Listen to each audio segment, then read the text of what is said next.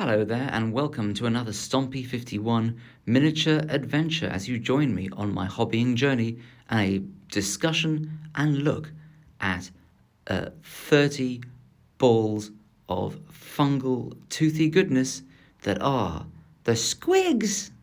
Now admit it, I know what you're thinking when you watch my videos. You see all these random different miniatures and you think, this guy, is he ever going to paint any of this stuff? You know, he just bounces like a hopping grasshopper from one thing to another. And, you know, if there's 30 Squigs over there, they're never going to get painted. But I've surprised you, haven't I? I was also interested in a comment that Jerry made on the unofficial Hobby Hangout YouTube channel, which I love. So listen to what he had to say. So many Squigs. It's a good amount of Squigs. It's not the best amount of Squigs. And they're also friendly with a friendly grin. Yes. Only question now is, will they all get Teddy Ruxpinned up? Will everybody end up in a vivid red? Or will it go for some sort of motley colour collection? Because that's always more fun. Either way, I think that Jerry is like a hobbying legend, and so I agree with him. Forget about Teddy Ruxpin. United Colours of Benetton, here we come. I guess it makes sense to start off with the Kev Adams, must be very late 80s, very, very early 90s, sculpts.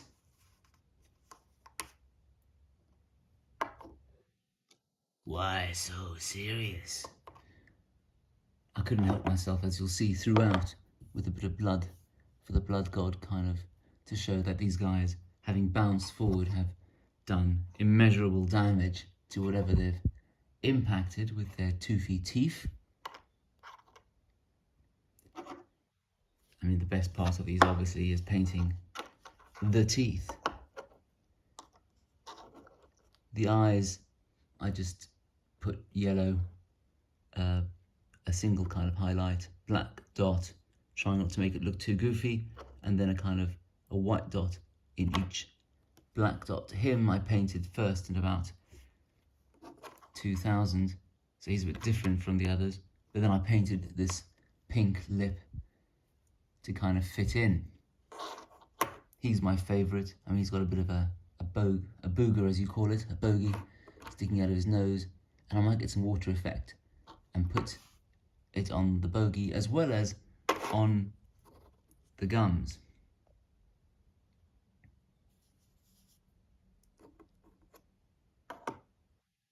For those who have the gums. I mean, one reason why I painted the different colours, suggestions from Jerry aside, was because it kind of helped to differentiate multiple similar sculpts, or identical sculpts. I mean, look at this, what do you reckon?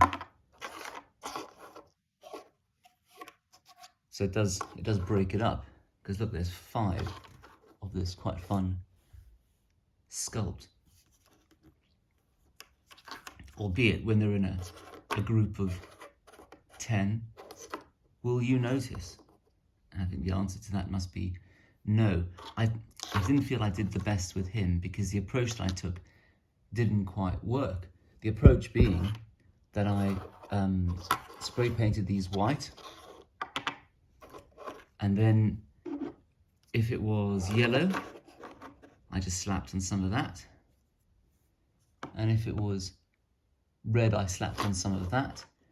And everyone has got into naming the zenithal highlighting approach slap chop, but actually, strangely, that's kind of what I ended up doing here, because in the beginning I used the red Halford's car spray undercoat, thinking I would just kind of do a dark wash and they would all be red.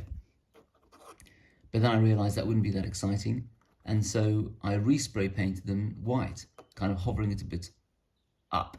And so these are zenithal highlighted, but with a kind of a red and then a white spray. And then the contrast paints, yellow and red, after putting them on, then I just dry brushed them, because I thought to myself, you know, look, how long can you spend on these? The reality is you know, these will never get painted if I don't find some clever way of speeding it up. And then I only did some very limited highlights, kind of like around the nose, any warts and things, with one, maybe two highlights, taking it up a level. And then I did the eyes and the teeth, and of course the lips. We should speak about the lips. And so the ones that were pink got blue lips, and in the beginning I wasn't really happy with it. It looked a bit odd to me, but that kind of worked out okay. The ones who were yellow got pink lips. Oops, can we see? And that also kind of, I think, worked out okay. And the ones who were red got pink lips. And I'm no expert in the colour wheel, but I think that worked out okay too. Anyway, so those are the Kev Adams brigade. I'm going to push them to the back. Now, I'm not sure who sculpted these. Is it Brian Nelson? I'm not really sure.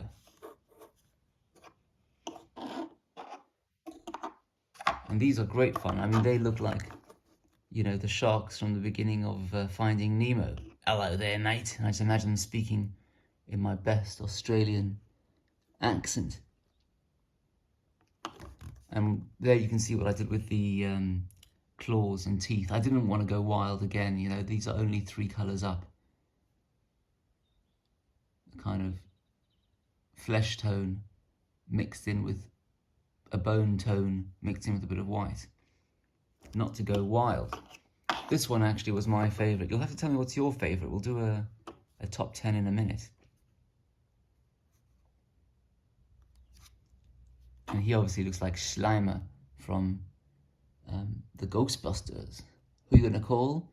Well, when you see 30 of these piling towards you, you don't call anyone. You just call for Mummy and run. And again, that approach of painting different colours to kind of break them up. Pink I approach differently because I don't have a pink contrast. And those I just watered down a bit with the mixing medium, the name of which I've forgotten. Is it Lamian medium? So it's not quite a contrast, it was more of a... I tried to do this glaze approach, but it's not really a glaze. And then I just dry brushed that.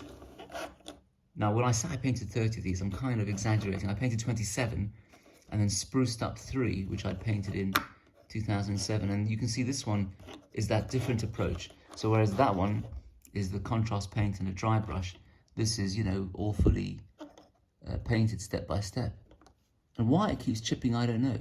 Actually, I know exactly why it keeps chipping, because the Halford spray paint, you know, if you undercoat cars, it can take anything.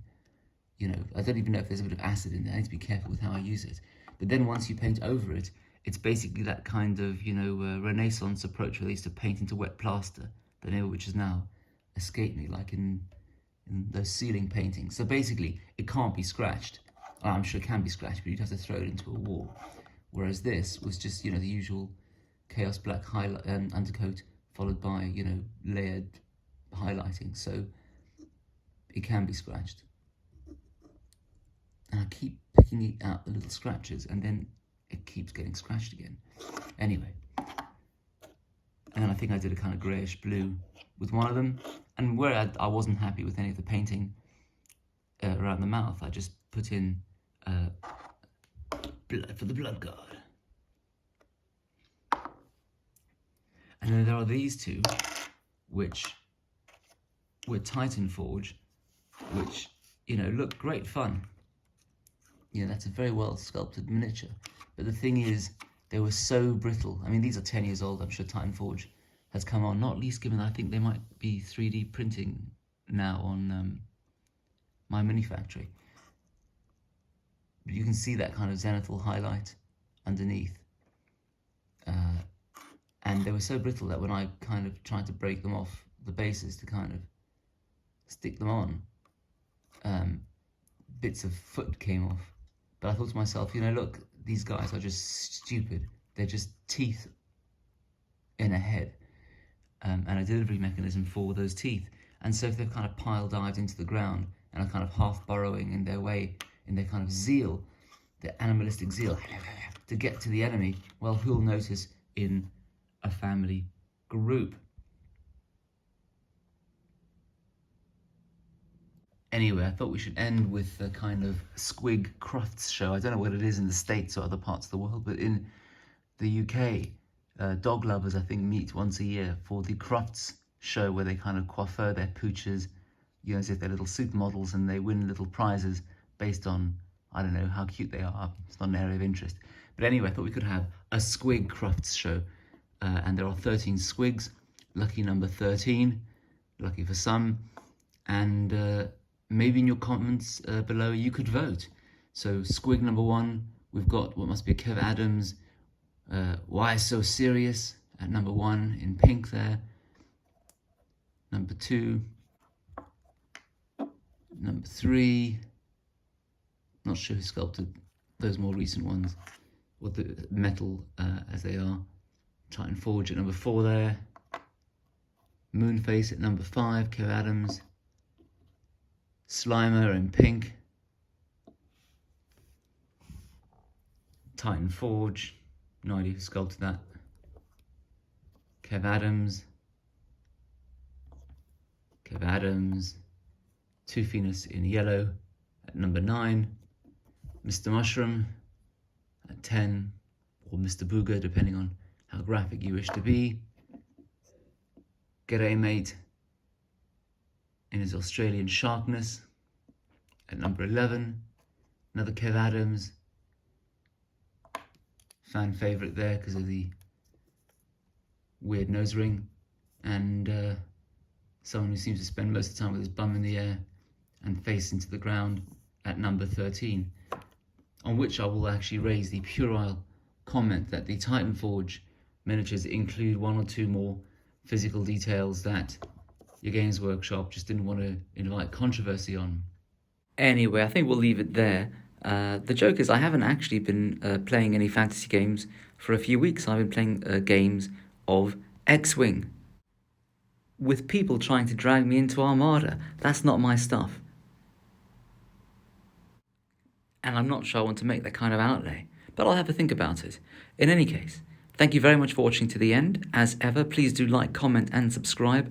Those of you who leave comments will notice I always reply. It's such a fun thing, a hobby thing to do when you're kind of stuck at a bus stop, or waiting for a train, or to do various domestic chores, just to see people's thoughts and have a bit of a chit chat about your hobbying. I mean, I'm not in this for the money. I don't think I'm ever going to get to the number of subscribers needed for that. Me and Mr. Beast, we're not quite in the same league. Either way, hope to see you very soon. Cheers.